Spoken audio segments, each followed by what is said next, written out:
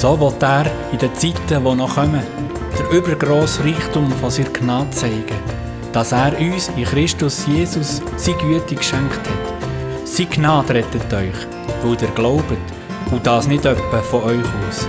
Es ist ein Geschenk von Gott, nicht wegen Leistungen. Es braucht sich niemand zu rühmen. Es braucht sich niemand zu rühmen.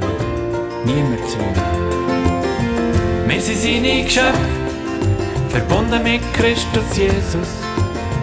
Wir sind seine Geschöpfe, verbunden mit Christus Jesus.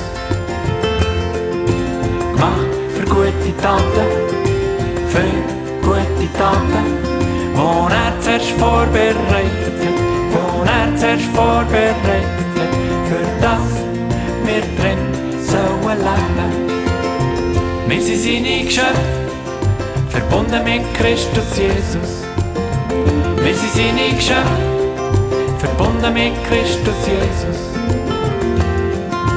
Gemacht für gute Taten, für gute Taten, wo er zuerst vorbereitet hat, wo er zuerst vorbereitet